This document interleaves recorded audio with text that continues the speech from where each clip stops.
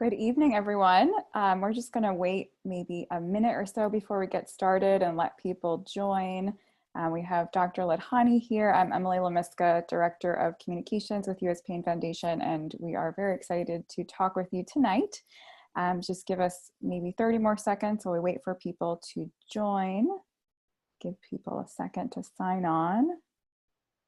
I know it always takes me a minute or two to get myself into Zoom, so we'll start in just about 1 minute.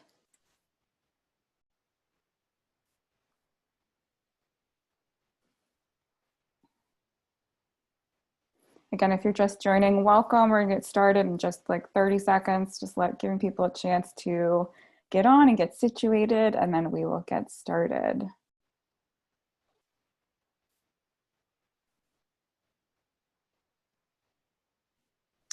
Okay, so it is 7:01. So I think we're gonna jump in because we have a lot to talk about today. So I am Emily Lemiska, Director of Communications with US Pain Foundation, and I have here tonight Dr. Ladhani. And we're really excited to listen to her today talk about some tips for coping with the COVID-19 crisis on top of dealing with chronic pain, because as we know, we all deal with a lot of stress to begin with. So I'm just gonna go through some housekeeping items and introduce Dr. Ladhani, give you a little background about her. Then Dr. Ladhani will talk for roughly 20-25 minutes, maybe a little bit more. And at the end, we're going to do a Q&A. So that will be your time to ask your questions and have those answered to the best of our ability. Of course, we might not get to all of them, but we will certainly do our best. So as far as housekeeping items, this is actually US Pain's, we've only done a few Zoom webinars before, so bear with us if there's any technical problems, but so far so good. So you guys may have noticed that you're all on mute and your cameras are off except for the speakers. That's just to keep things moving smoothly. You can control your view and the size of the speaker's screens, as well as the size of the screen, well, with the slides. You can double click on the picture that you want to be the larger size. You can also play around with view options. Just hover over your screen and you can see a couple different places to click to play around with what view works best for you, depending on your device. Again, written questions will be taken at the end. So to type those in, just hover over your screen. And at the very bottom, you'll see a little icon that says Q&A. Just click on that and then type in your questions and we will answer them at the end. Also, if you have to jump off for any reason, do not worry. We record all of our webinars and post them to our website. That usually takes maybe a day or two, but we will have it up there ASAP, so you can check it out at a later date if you need to. So without further ado, I'd like to introduce Dr. Shamin Ladhani. I'm going to tell you a little bit about her before she gets started. So Dr. Ladhani received her doctorate in clinical psychology from Nova Southeastern University in Fort Lauderdale, Florida. She currently works as a pain psychologist in an interdisciplinary pain management center at Ascension Healthcare in Racine, Wisconsin. I hope I'm pronouncing Racine correctly. Okay. There's different ways to say it apparently, but Racine is fine. Okay. Dr. Ladhani is passionate about working with people with chronic pain. Specifically, she aims to help people with disabling conditions feel empowered and have a better quality of life through psychological techniques, in addition to traditional medical interventions. So not replacing them, just complementing them. Dr. Ladhani has received several awards for her work in the community, including the prestigious 40 Under 40 Award from the Milwaukee Business Journal. She has also been active in governance for the American Psychological Association. And also she spoke at an event last year, I believe it was, outside of Chicago with our pediatric program. And that's where we first met her. And we're so excited to meet her. And she's just a wonderful advocate for people with pain. We really feel like she's someone who gets it. So we can't be more grateful for you to take the time to talk with us today. And with that, I'm going to stop sharing my screen so you can share your slide. And folks, just remember Q&A at the end. So try to hold your questions. If you want to type them in during, that's fine. But we won't answer them till the end. Okay, so welcome everyone, and I'm really honored to do this talk. I was really happy to learn about the US Pain Foundation because I feel like there's a lot of organizations out there that do a lot of work for different health conditions, but there wasn't at the time when I first started practicing in pain management over 13 years ago, something specifically for people with chronic pain. And I always tell all my patients, you know, you're living the invisible illness. No one knows what's happening inside your body, and no one can tell just by looking at you that you have pain. And it's one of those illnesses that people have a lot of judgments about, don't really understand it, don't believe it at times. And I'm so glad the US Pain Foundation is trying to raise awareness around chronic pain and actually have some advocacy around it, because we need visibility. We need people to understand what people with chronic pain go through. So I'm happy to do this for them today.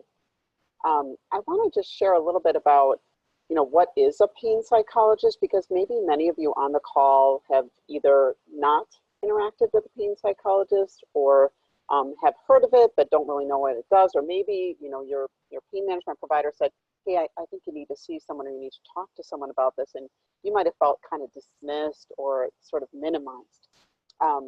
What I do is that while I'm a generalist psychologist, I actually decided to focus on working with people in the medical setting. So back in my graduate program, we had a whole track on sort of medical or health psychology. And in health psychology, what psychologists study is how do chronic illness and chronic health problems actually create impairment and cause problems for people, psychological problems, of course, but how do they make their health conditions worse? So psychologists are involved in all kinds of areas of medicine in terms of helping people better manage their conditions. Psychologists are trained in helping people with diabetes, heart conditions. Before I worked in chronic pain, I trained in cardiac areas, renal dialysis, transplant, bariatrics. So a lot of different areas I've been involved in, and psychologists can play an important role in helping to teach patients ways to better cope with and manage their pain. If you've ever been told or made to feel like it was all in your head, you would not be coming to see me for that. That's not what I do. I very much believe everything that you feel is in your body, but what's in your head can actually impact your pain. The brain has everything to do with chronic pain, and people that struggle with pain over time, it affects the brain negatively. When you have chronic pain, it doesn't just become a physical thing. It limits your function. It may take you out of a job. It may affect your family life. It may affect your ability to provide childcare or to be a partner. And all those things are going to affect you psychologically. And then secondarily, what we know about the pain response is that when pain enters the brain through the spinal cord, and this is a little bit more advanced, but just to kind of give you a very quick and easy thing to think about, is that when the pain enters your brain back through this brain stem, it comes right into that brain, it enters your limbic system. That limbic system is responsible for all emotional response. So if you get angry when you're in pain, if you get stressed, if you get depressed, that is a reasonable reaction to pain, because pain's transmission is through the brain. And that's what I focus on. I run pain management programs over in Racine. I do pain group and support group.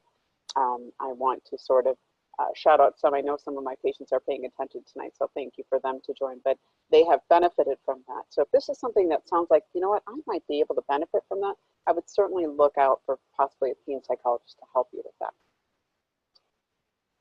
So I'm going to focus on a couple things today. I'm going to sort of talk about COVID-19 and how it's impacted my own patients, as well as generally what's been happening for people and the types of things I've been seeing in my practice, because this is completely new and uncharted territory for people with chronic pain. For most of you, you probably are used to getting, ongoing care. Most of the patients that I see often have to come in, they have to get physical therapy, they are getting injections, they're getting medications managed, and they're used to coming in regularly to get that care. And a lot of the things that we were usually doing are now become non-essential. Now, when you're someone who has chronic pain, nothing feels non-essential that helps you with your pain. So that's very frustrating So a lot of you are experiencing, canceled procedures or injections, or you can't access your physical therapy. Maybe you're having to do some of this more video type chat with your own other providers, which you feel like is difficult to kind of communicate your needs. We also have people having a lot less social interaction. Now, I do have some of my patients that, they really are not very socially active because of their pain. So I want to acknowledge that that can happen. But it is not really the preferred thing that I like for my patients. We all need social interaction and interconnection. But because of COVID-19, most of the people that I see often are compromised not just with chronic pain, but they have autoimmune conditions that can also make it less likely for them to want to go out. And frankly, kind of scary and frightening, because no one wants to get the virus. We're all vulnerable. So we're not seeing people. We can't touch people like we could. It's changing our interactions completely. The next thing is this idea of inconsistent and incomplete information. As you've been watching either in the news or on social media, we don't have a lot of information about this virus. I mean, every day there's something new and we're gaining more information, but we don't know a lot about it. We don't know how long it will last. We don't know how long we're going to be at a stay-at-home order if you happen to be in one of those states that is in a stay-at-home order. We don't know, if school will start again in the fall. Those of you that have children or are trying to homeschool children, that might be something that's happening. So there's a lot of different information coming out. People were having information about, should we mask, should we not mask? Some states are requiring it. Here in Illinois, where I'm sitting right now, we can't enter a single business without being masked. There's so much different information, and as an individual person, it's hard to know what you should be doing for yourself. I did kind of touch on social media. Now, those of you that may be spending time on social media, I think social media can be used for a lot of good. There's a lot that you can get out of it, but you have to look at it with a critical eye. There can be a lot of posts, things happening. You may be looking at friends or loved ones' pages, and they're doing different things that maybe are kind of making you question what you're doing during this time. So really be aware of how social media is influencing you, because you certainly need to take some breaks from that. And that, kind of on top of social media, you can see it there on my slide there, the concept of fear mongering. There are certainly people out there that are posting things that are going to frighten you and scare you about the virus, about going out, or what happens if you end up having to go to the ER. So be very mindful of things that sort of influence you in that way.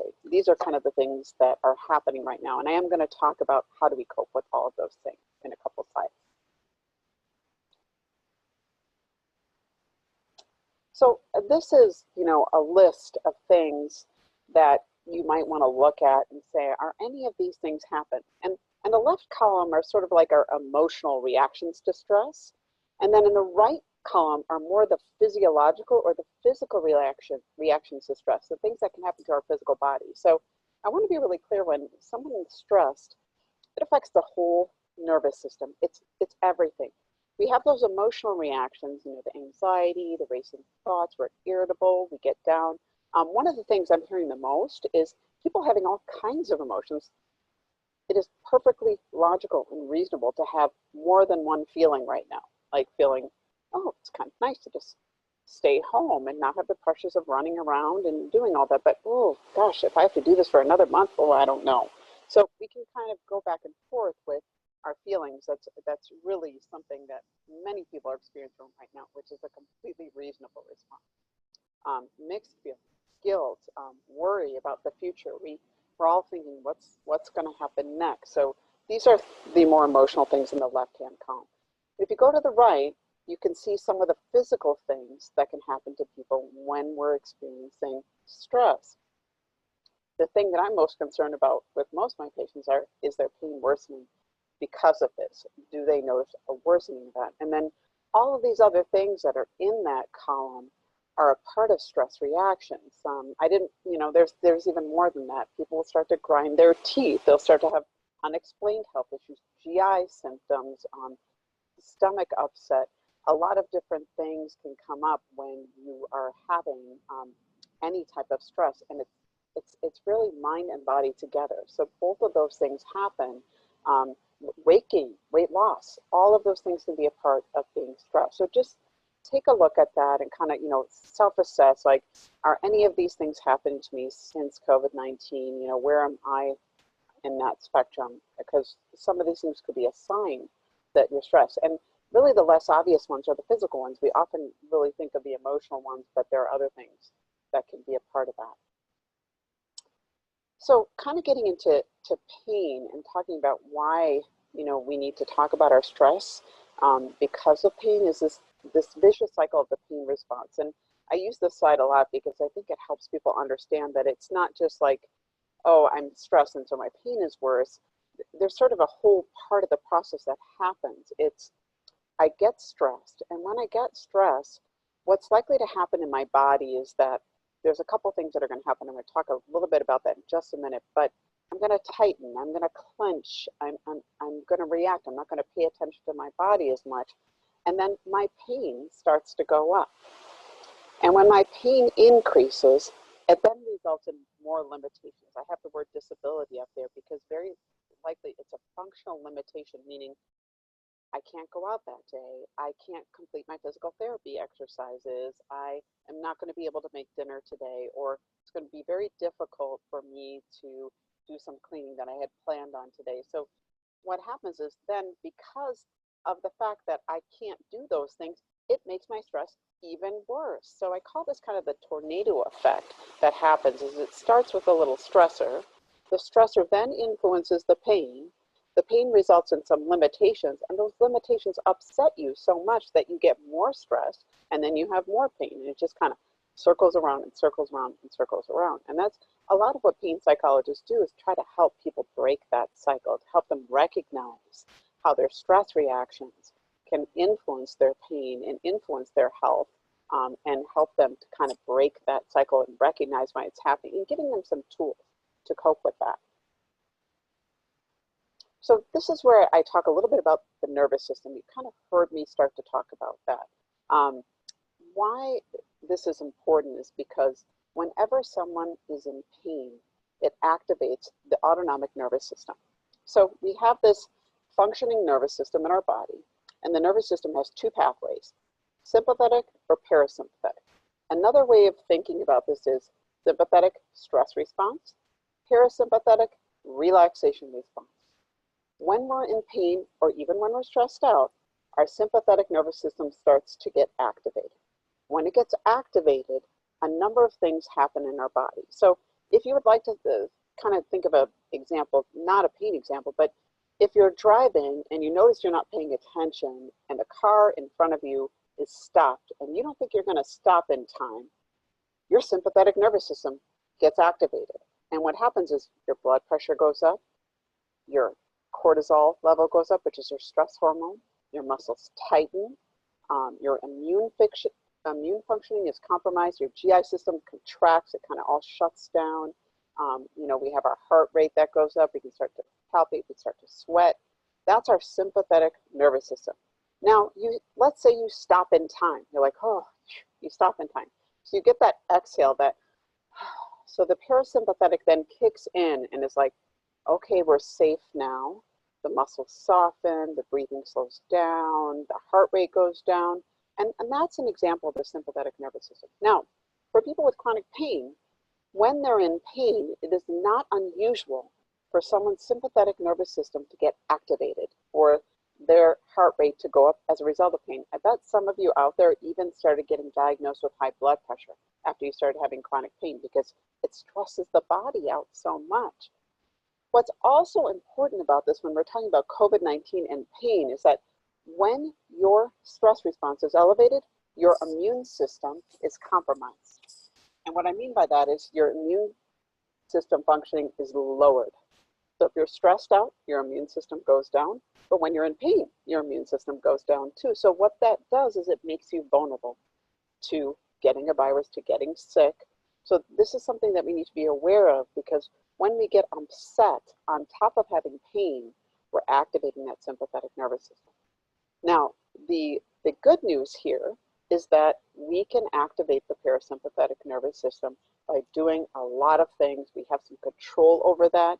We could be aware of our reactions to stress, and we can bring ourselves back down to that parasympathetic nervous system, which is where we want to be, that relaxation state, that sort of calm place. And we're going to talk about some ways that you can do that.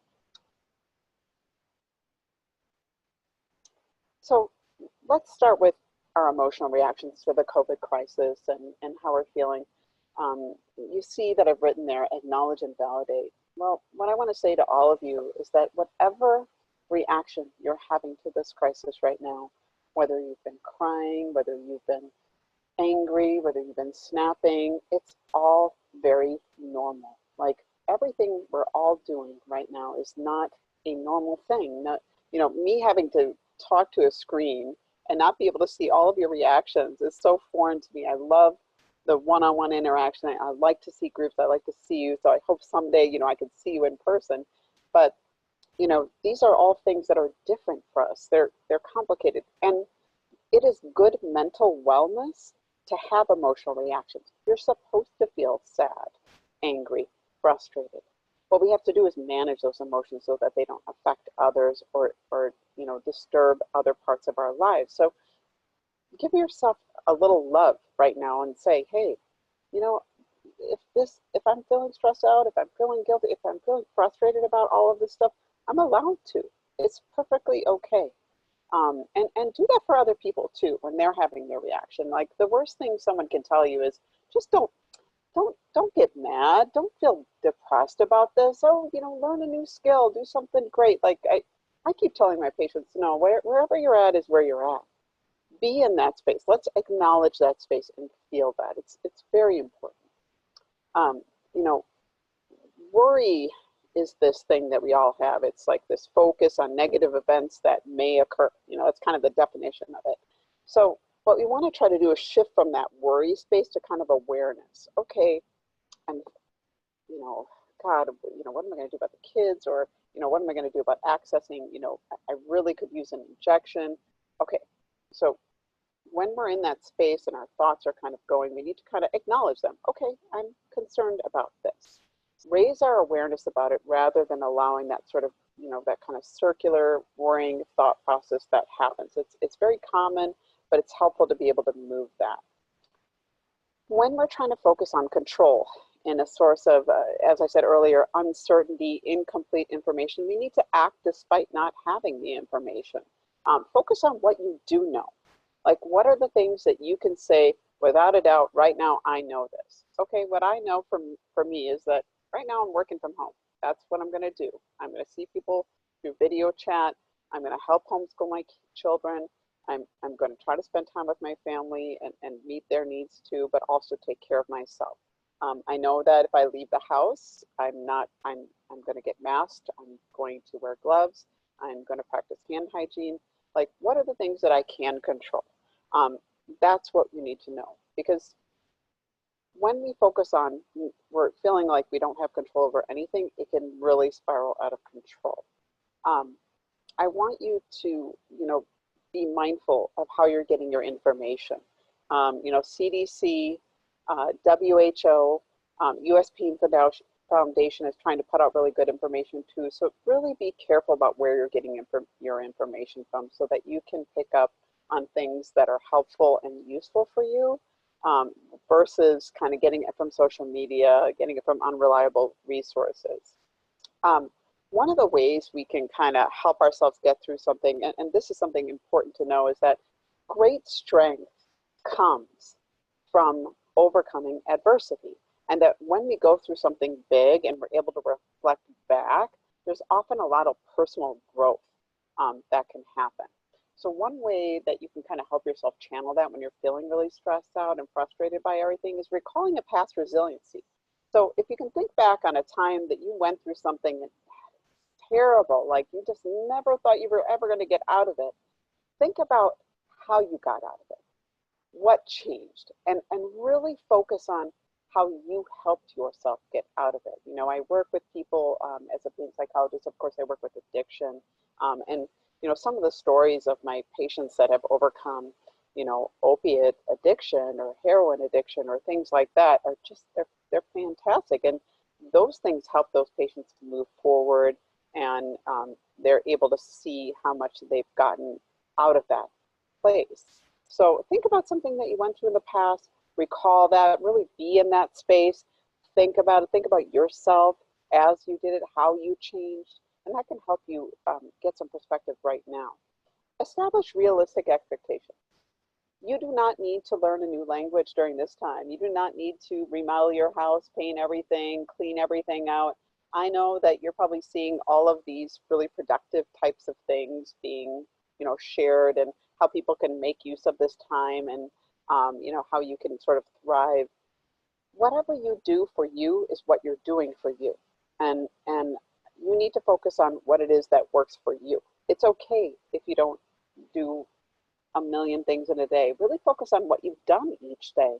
What did you accomplish? You woke up, you stretched, what kind of things did you do? Who did you interact with?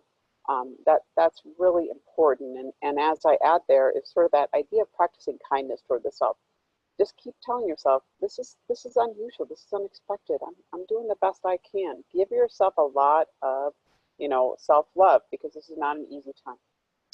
So you guys hear this term, social distancing. So I have heard a couple people actually refer this to as physical distancing, and social interconnectedness is the word that I would use. We need to utilize media and social media and computers and technology as much as possible to connect with people. At this time, we do not need to be socially distanced. We need to be physically distanced. That is a very different thing. And, we'll talk a little bit about some resources and a little bit about the U.S. Pain Foundation support groups, because we need to be connected to other people. Even if we can't touch or see them in person, it's super important that we stay connected to them. So think about it as physical distancing, and try to think about how can I connect with people. Typically I would just pick up the phone. I'm kind of one of those people where we talk on the phone. Well, this has been different. I've actually video chatting with people, which I didn't do that as much as other people did. It wasn't just something I did, but now I'm doing that. And it's really nice to see people. And so think about how you're using that and try to connect with people. And then that last thing I said is engaging in productive activity. So when I say productive activity, what I mean is whatever you do in a given day is that you feel like you did something.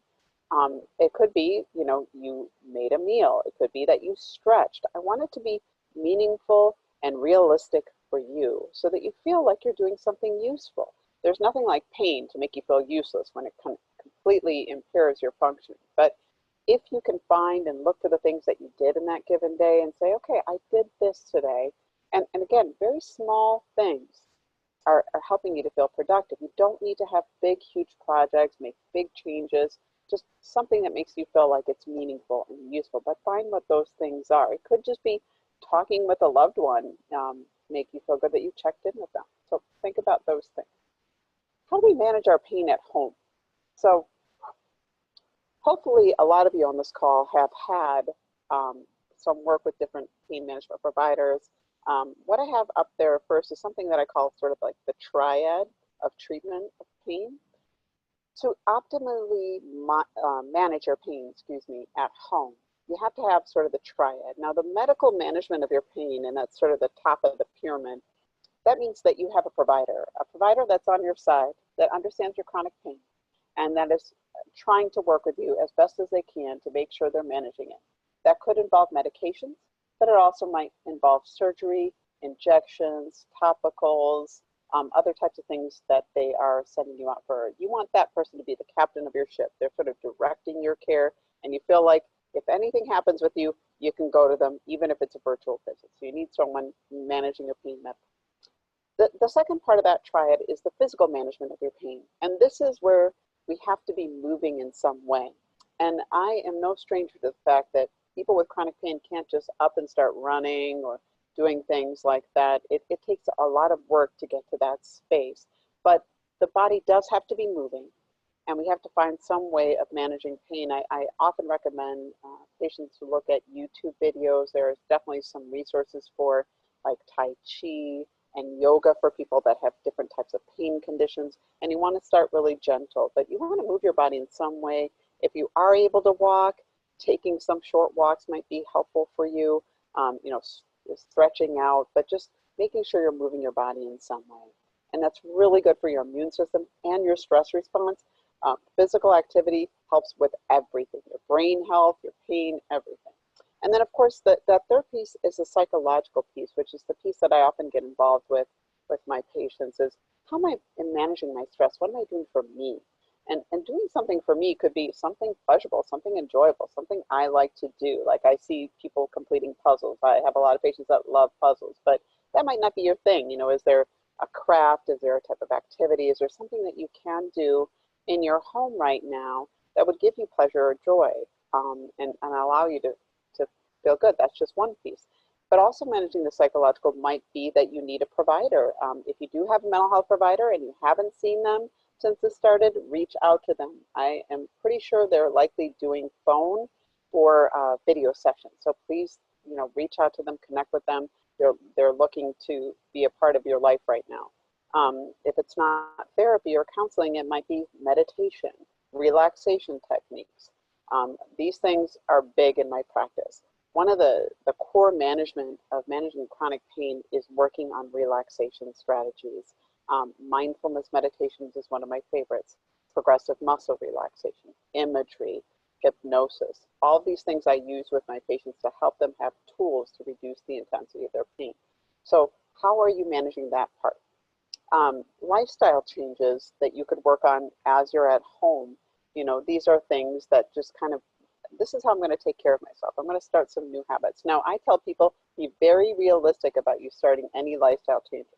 I am not a big fan of people saying, let's go on a crash diet, let's start exercising. Doing all that stuff at once will just make you hit the wall, and then you'll feel frustrated that you weren't able to maintain that gain. It could be as simple as, I'm going to increase my water intake for this whole month, and I'm going to try to drink, you know, X amount of ounces of water every day for a month.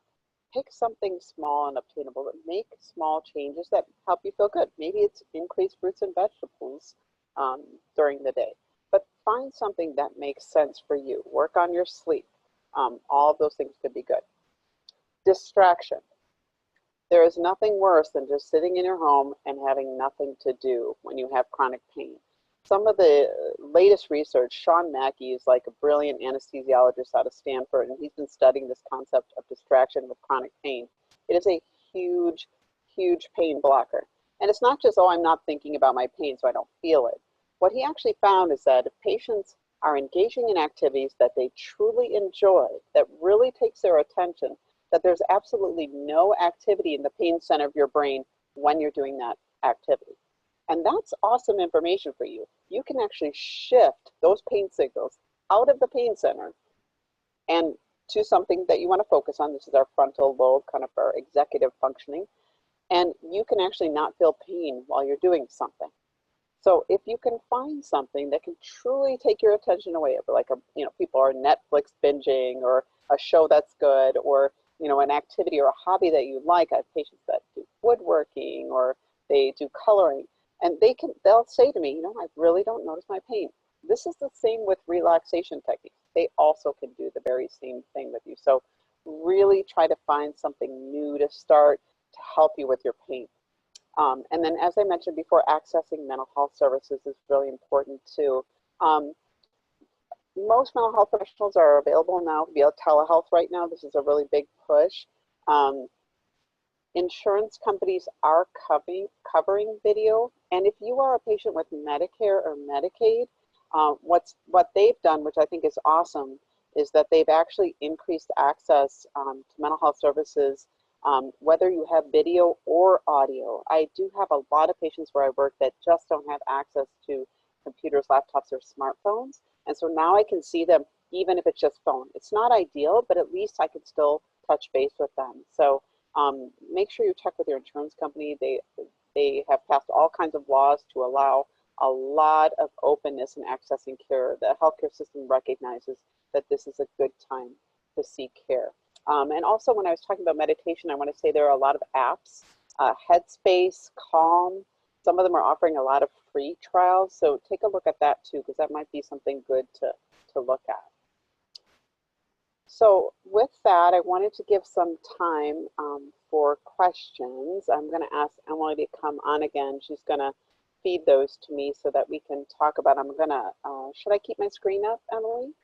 I think you could turn it off. No. Okay. There's some information about me right on there too, but again, you can always catch it on the playback as well in case anyone needs that. I welcome, your questions or reaching out to me if you're in my area and would like to be seen. Absolutely. Okay. Awesome. Thank you so much. That was amazing. I wish that I lived near you and could be one of your patients because you just totally get it, which is great. So I wanted to give you some of the questions we've gotten so far. And just a reminder to everyone watching, if you're watching via Zoom, just hover over your screen and then click on Q&A at the bottom to type in your question. If you're watching on Facebook, type it in as a comment and we'll get to it whatever way you submit your question. So one of the first questions we've gotten was from someone asking for tips on finding a pain psychologist in their area and where to go to find that. I so appreciate that question because it was in my head to say and then it didn't come out. But so yes, that's a wonderful question. So there's a couple ways. The first thing I'll say is we are a little bit rare. There isn't a lot of us that have the training that I have or really understand pain psychology, but there are definitely psychologists that if they don't practice as a pain psychologist, they may be a health psychologist or a medical psychologist. So I want you to keep that in mind first. When you go to your insurance company, you will not have a lot of good results. They won't. When I list myself on panels, I do put that, but I also add a whole bunch of things like that I'll see: depression, anxiety, sleep issues. So people will come to me that don't have pain. So that can be a challenge. So there's a couple ways that I would suggest. If you're near a major city, very often major sort of university affiliated medical centers will have pain psychologists, even more than one pain psychologist. Here in Chicago, the Rehab Institute of Chicago has a pain psychologist.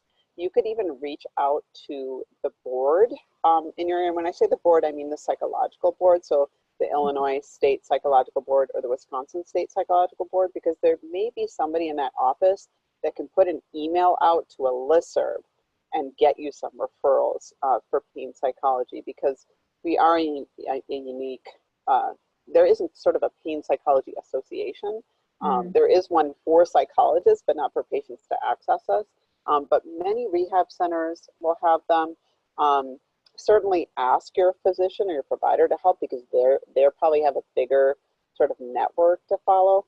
I sort of work with, I'm placed in a pain management center, just like Emily said. So all my referrals come directly from that pain center, but I'm in a big medical center. So I also get all my referrals from orthopedic, from neurosurgery, from rheumatology, from physical medicine and rehab, or physiatry. So, I get them from all those different areas. So hopefully that will help a little bit. Awesome. Yeah, I now that I think of it, there is actually a pain psychologist at my pain center. So, and I'm in Connecticut, so they are out there, but you might have to be a little creative in searching for them, but definitely ask around and see if you can find one, because obviously it's important. It's chronic pain is so complicated. So finding someone who understands is really helpful. We had another really great question here. Someone talking about how they are trying to set all these smart goals for themselves, and you sort of talked about that, realistic goals. And she's saying, I know I need to get to bed early, but I keep doing things that are kind of counterproductive, like turning the TV on at bedtime or looking at articles online.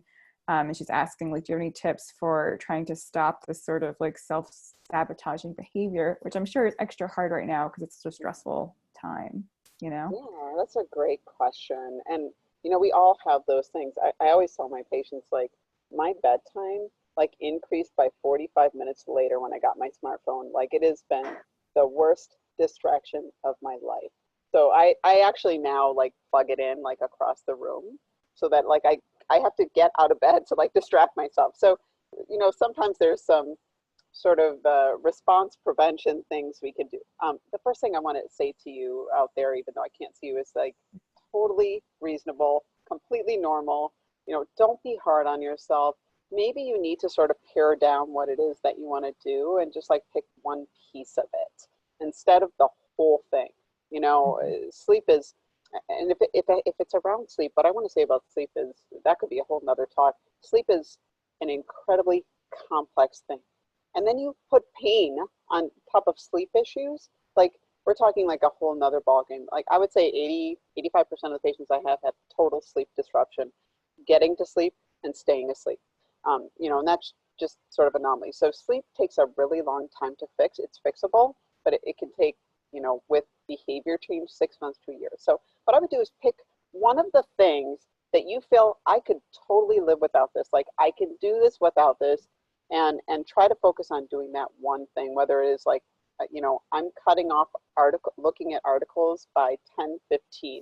That's like my ultimate end and I have to stop. Or, you know, I'm not turning on the TV when I get into bed, or I'm not going to look at my smartphone in the middle of the night when I wake up. Like pick something really small so that you feel like you're not sabotaging. You can say, okay, for 1 week I did that. And then you celebrate that. Like you honor that. Like I did this. It was great, you know, and honor that gain that you made, because this is a hard time. We're trying to make change, you know, just those limits can be hard, and we, you know, we can get pulled into our phone so quickly, like in 40 minutes goes by. So, you know, just be really kind to the self, pick something small, and hopefully that'll kind of help you start that. Great advice. And I think it also goes back to what you said earlier about just being kind to yourself, that if you know, don't meet your goal, like don't beat yourself up, and, you know, just try to be realistic. So let's see what else we have here. We have a lot of questions coming in. Someone's actually asking if, you know, because of virtual health, if pain psychologists who are doing telehealth are able to see patients out of state at all. I don't know if you know that I do. off the top of your head. Yeah, no, I do. I'm actually, because I'm doing telehealth, we're doing a lot of trainings. Some of the states have exhausted that licensure requirement, and some insurances have. So you could reach out to find out if you could see someone who's out of state. Like, for example, if someone's on the call right now would like to see me and they're out of state. Um, Wisconsin is very tricky. I think they're tough, but I'm licensed in Illinois and Wisconsin. Okay.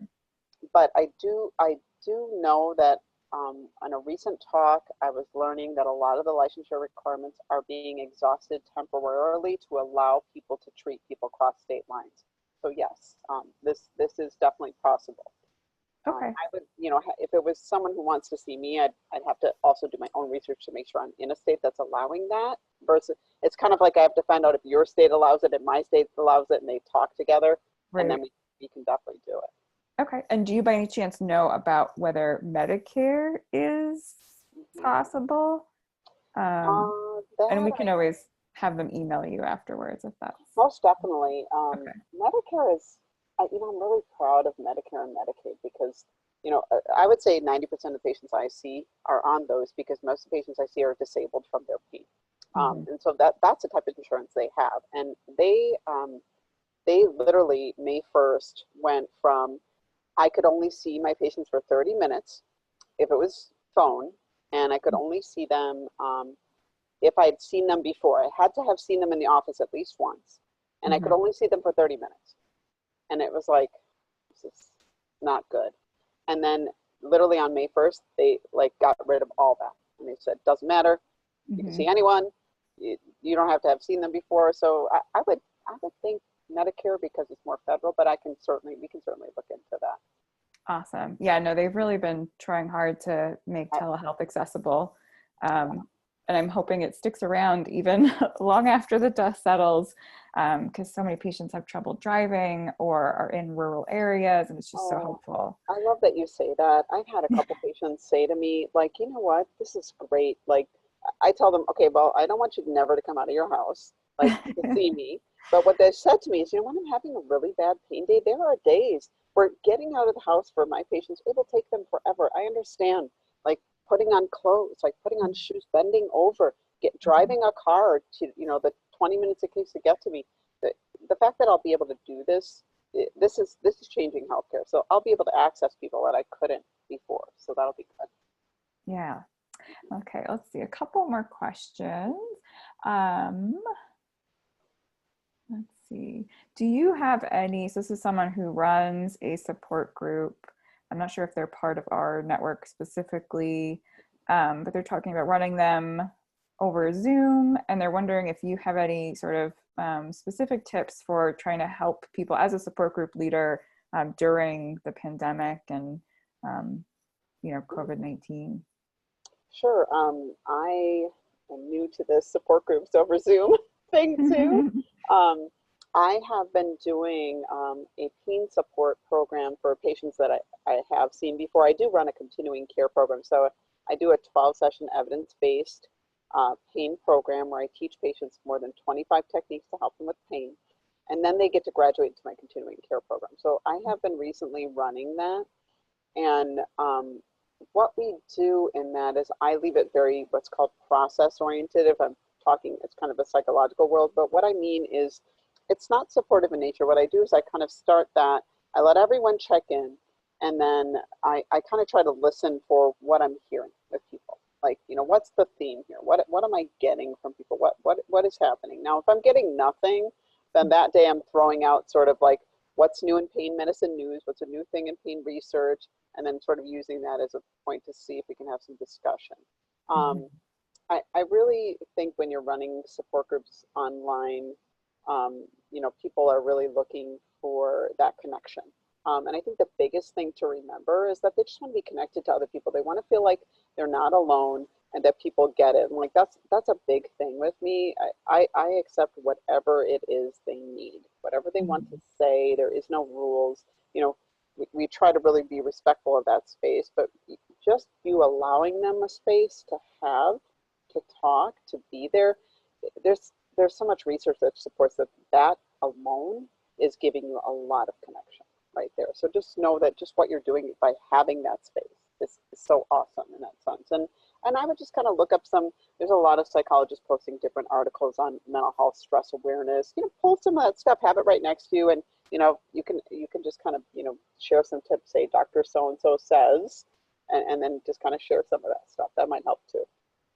Those are great tips.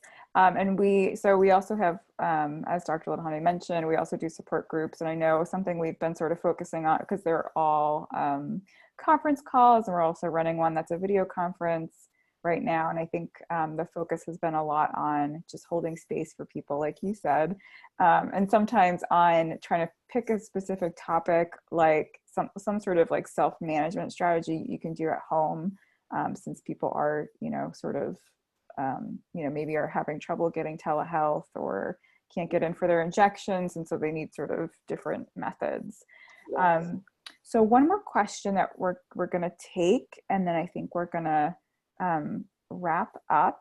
And this question is actually a perfect segue to a slide that we had put together. So I'm going to throw that up here. But it's someone who is asking for online tools and resources for managing chronic pain and managing chronic pain in obviously a multidisciplinary fashion. So we actually have some slides about that. So I'm just going to share my screen here. And hopefully you guys can see this. So up top, we have our painconnection.org website. So that is our network of support groups. Usually we have about, I think it's like over 20 in-person groups, but right now they're all conference calls. There's 5 conference calls a month that you can join, and they're led by a licensed social worker who lives with chronic pain. So she, gets it. And she also, it's not just her actually, she has some trained leaders that she works with, but it's someone who is very well versed, in the field. We also have something called Building Your Toolbox, which is a new video conference series. And the first meeting is actually tomorrow. And Dr. Ladhani, I think you would love this, because the first topic is going to be about gentle movement, and about how no matter how little it is, just a tiny bit of movement is so important. And even if it's you're having trouble moving, just keeping focusing on your breath or a little bit of stretching. So information about all of that is at painconnection.org. And then we also have this COVID-19 Information Center. If you're interested in some sort of disease-specific information, we've tried to break it down a little bit. And we also get into some tips for trying to figure out what your telehealth options are and that sort of thing. And then finally, we do have a little survey that we did and some results that talk about the challenges patients are facing, and an action opportunity if you want to send a letter to your legislator asking them to make sure that they're advocating for people with pain. So those are the resources that I wanted to share, but Dr. Ladhani, I don't know if you had any others to add off the top of your head. Most definitely. One of the resources I send my patients to, a big part of what I do is I teach people how they can change their brain. This is the coolest stuff. Neuroscience in the last like 20 years has advanced. And what we now know is that when we look at a person with pain, we look at their brain and we look at sort of like a so-called normal brain, that we see some very structural differences between those two. And neuroplasticity is sort of the study that we can change the brain. And pain psychology is all about changing your brain. So there is this resource out of University of Washington. It's called Neuroplastics, and it's going to be spelled Neuro, Plastix.com, Neuroplastics, TIX. They actually show their resources. They got a grant so that you can actually see it all online. And they have flashcards you can get. They have workbooks you can go through. They show visuals of the brain and how you can change your own chronic pain brain. So that's very cool stuff. So that would be one online resource I would suggest. The Pain Center at the University of Stanford, pain psychologist Beth Darnell is very well versed in the area of pain psychology, and she has a lot of resources out there for pain, like how to prepare for surgeries, you know, how to use meditation and relaxation techniques. She's got a lot of really cool stuff that she does, so you might want to check her out and see what she has. And then if you're someone who likes books or like how-to, I always like to point my patients to this publisher. It's called New Harbinger, New, and then the last word is Harbinger, HARBINGER.com, because, and just put in the word pain, and they have so many pain workbooks. They have like cognitive behavioral therapy and pain, mindfulness meditation and pain, and these are like thin, like short books, and they're workbooks, and they kind of work through the steps of, you know, doing what you might do with a pain psychologist. And so they're really very patient-friendly books, very inexpensive, usually under $20 each. So they're really another nice resource that you can get online.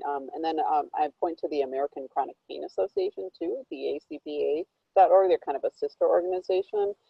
They do a lot. They post a lot of videos on their particular website. They're led by individuals that have chronic pain.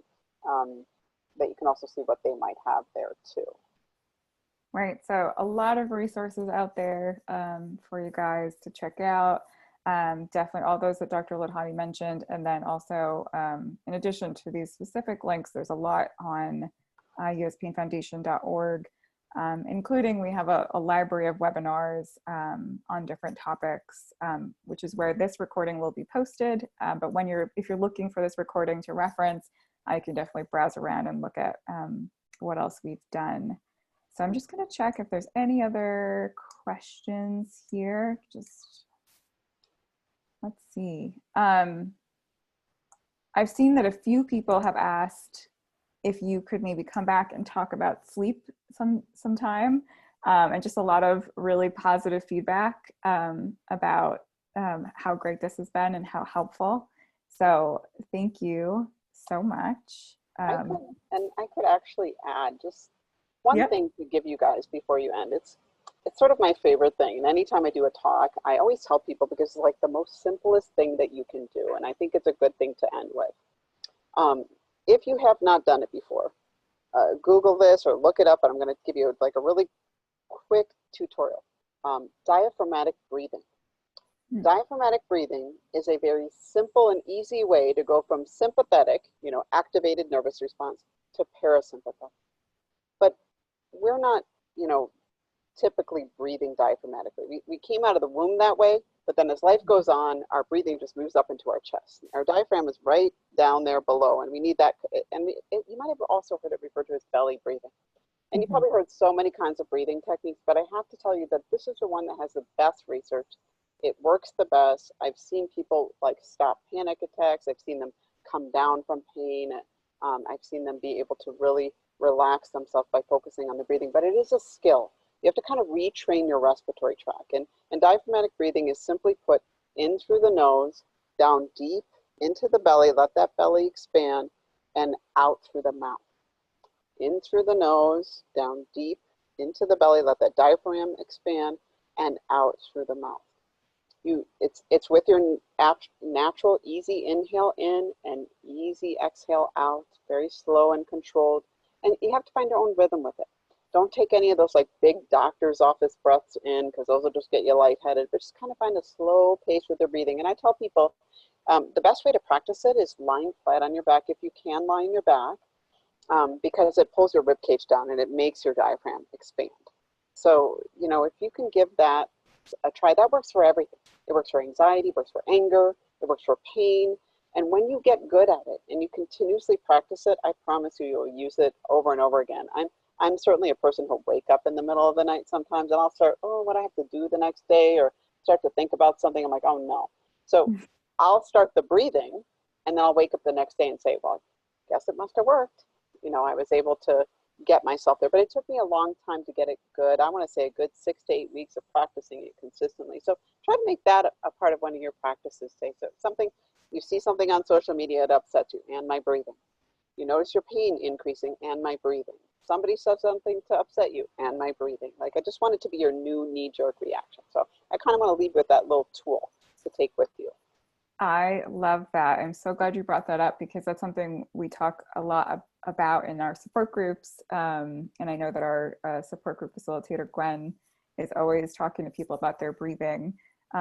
So yeah, we are totally, like, couldn't agree more. It's just great to check in with yourself. And it is a skill. It's a, you know, trying to, when you catch yourself feeling stressed out and clenching and just interrupting that sort of vicious cycle that you had on the slides before of stress and how that can increase pain. And then it just becomes this horrible snowball.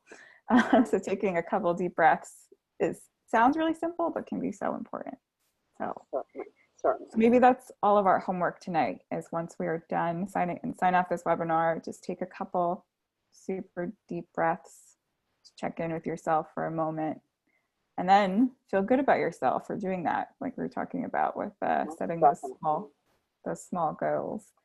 So thank you so much to everyone for joining us tonight, and thank you, Dr. Ladhani. We appreciate you so sincerely.